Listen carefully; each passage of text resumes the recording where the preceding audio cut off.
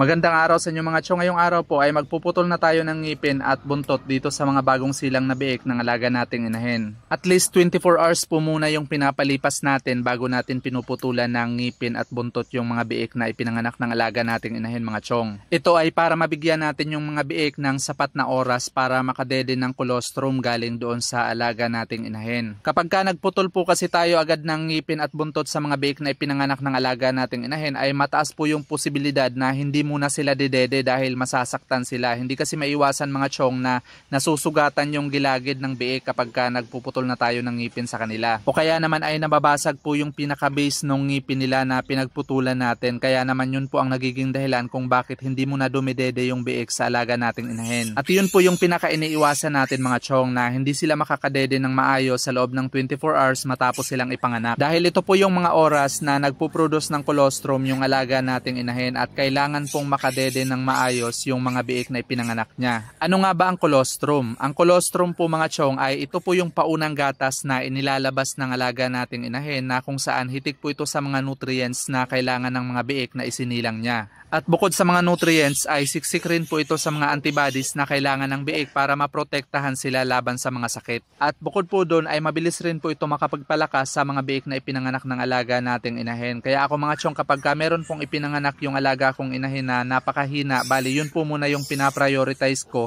na makadede ka agad ng colostrum dahil mabilis pong lumiliksi yung biik kapag ka nakadede po siya nun. At naglalabas lang po ng colostrum yung alaga nating inahin sa loob ng 24 oras matapos po siyang nanganak. At yun po yung pinakarason kaya hindi po muna tayo nagpuputol ng ngipin at buntot sa loob ng 24 oras para makadede po ng maayos yung mga biik na ipinanganak ng alaga natin. At kapag ka nakalipas na po yung 24 oras o mas higit pa ay saka lang po tayo nagpuputol. Bali 8 ngipin po pala yung kailangan nating putulin mga chong. Bali 4 po sa baba at 4 rin po sa taas. Mga pangil po ito mga chong na matatalas. Bali ito po yung nagiging dahilan kung bakit nagkakasugat-sugat yung mga mukha ng mga biik natin kapag ka naghaharutan sila.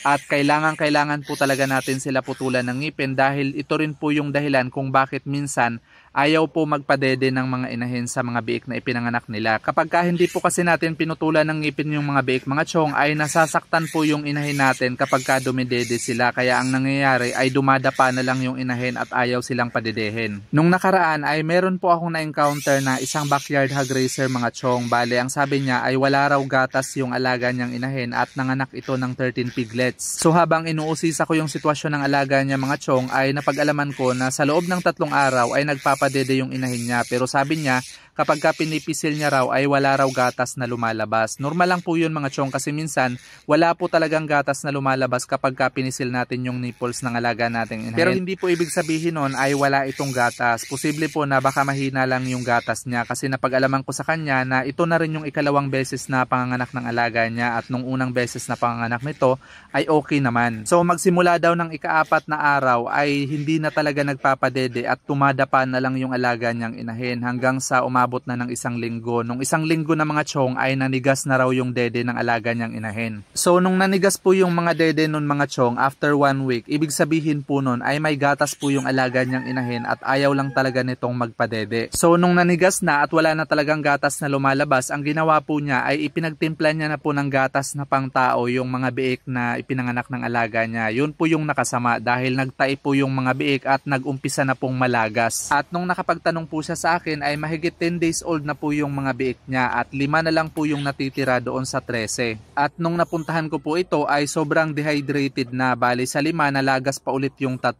tapos yung 2 na lang yung naturukan namin ng antibiotics at yun po yung nakasurvive. So nakakapanghinayang dahil napakagaganda pa naman sana nung mga biik niya at doon ko rin nalaman mga chong na hindi pala pinutulan ng ngipin yung mga biik. So napakasimpleng bagay lang po nang naging dahilan ng pagkalugi niya. Yun ay ang hindi niya pagputol doon sa ngipin ng mga biik. Kasi yung mahinang gatas po ng alaga nating inahin mga chong ay mabilis lang po gamutin yan. Bali kailangan lang natin sila bigyan ng Tyrolac para mas lumakas po yung production nila ng gatas. At bukod sa ngipin ay nagpuputol na rin tayo ng buntot mga chong. Ang ginagawa po namin ay gumagamit kami ng forceps. Iniipit po muna natin ito bago natin putulin para maiwasan po natin yung pag-bleeding doon sa pinagputulan natin mga chong. At iniisprehan po natin ito ng gamot para hindi langawin at mabilis matuyo yung sugat. At ang rason po kung bakit natin pinuputulan ng buntot ay para maiwasan po natin yung cannibalism. Kasi kapag ka naglalaro yan mga chong at nakikita ng mga kapwa nila biik yung buntot nila na kumakaway-kaway,